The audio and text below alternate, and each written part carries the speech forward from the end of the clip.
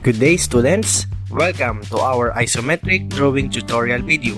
In this video, we will explore the basics of isometric drawing and show you how to create a stunning three-dimensional designs using simple shapes and lines. Whether you're an artist, a designer, or simply someone who loves to create, this video is for you. By the end, you'll have the skills and knowledge you need to create an amazing isometric drawings and bring your designs to life. So, let's get started and unlock your creativity. Here are the steps in creating an isometric drawing. First, we need to lay out the horizon. Second, establish the vertical axis where the height detail of the object can be marked and labeled. Third, using the 30 by 60 degrees triangle, direct position of the left and right 30 degrees cross axis where the width and height of the object can be marked and labeled.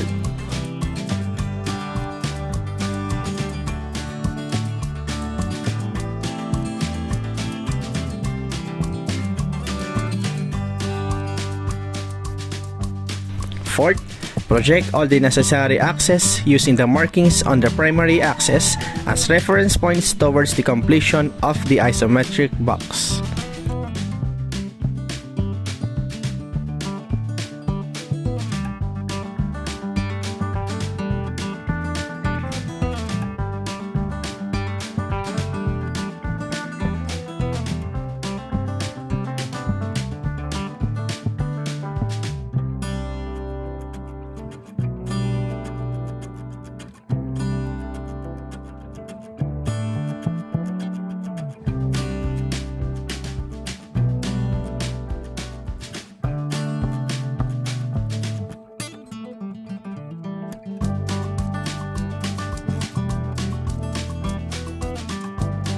Fifth, detail the line composition of the object to be constructed. Sixth, finalize the object by accenting the line or by inking.